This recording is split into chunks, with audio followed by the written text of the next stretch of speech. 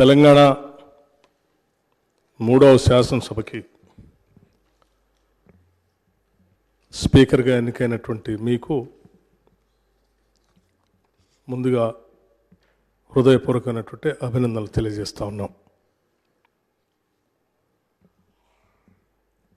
ప్రజాస్వామ్య స్ఫూర్తిని పూర్తిగా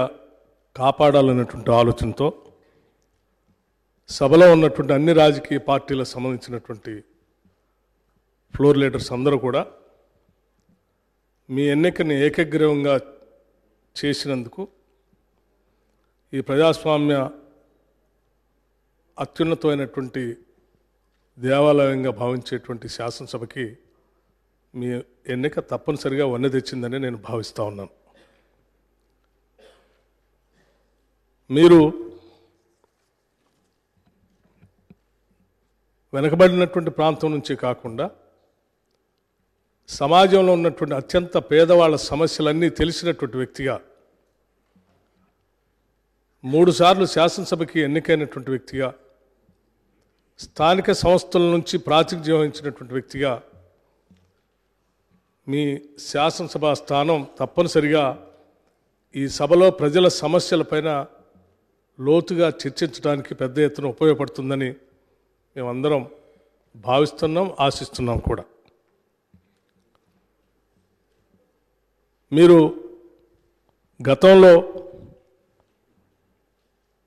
షెడ్యూల్ కాస్ట్ వెల్ఫేర్ కమిటీ సభ్యులుగా ఉండి ఆ తర్వాత చైర్మన్గా కూడా ఉండి ఆ సమస్యలపైన చైర్మన్గా మీరు చూపించినటువంటి చొరవ కూడా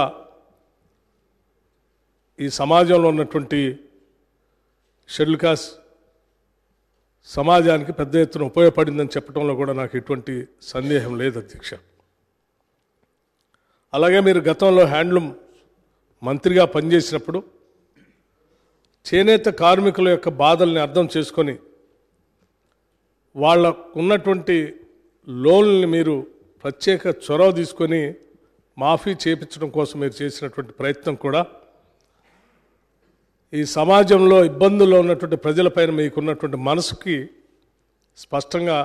అర్థం పడుతూ ఉంది. మీలాంటి వ్యక్తులు ఈ శాసనసభ స్థానానికి సభాపతి కావటం ఈ సభలో రాష్ట్రంలో ఉన్నటువంటి ప్రజల ఇబ్బందులపైన ప్రజల యొక్క సమస్యలపైన లోతుగా చర్చించడానికి పెద్ద ఎత్తున మీరు సమయం ఇస్తారని ఆ దిశలో సభ్యులందరికీ కూడా వారి వారి గౌరవం కాపాడుతూనే వారికి ఇవ్వాల్సినటువంటి సమయాన్ని ఇస్తూనే వాళ్ళ హక్కులను కూడా కాపాడే ప్రయత్నంలో ఎటువంటి లోపం ఉండదని నేను భావిస్తూ ఉన్నాను. మీకున్నటువంటి అపారమైనటువంటి అనుభవం ద్వారా మీరు ఈ శాసనసభకి సభాపతిగా ఎన్నిక కావటం, మీతో పాటు పనిచేసినటువంటి శాసనసభ్యులుగా మేమందరం ఈరోజు గర్విస్తూ ఉన్నాం. మీరు సభాపతి స్థానంలో కూర్చొని ఈ రాష్ట్రం ఎన్నో కోరికలతో, ఎన్నో ఆలోచనలతో,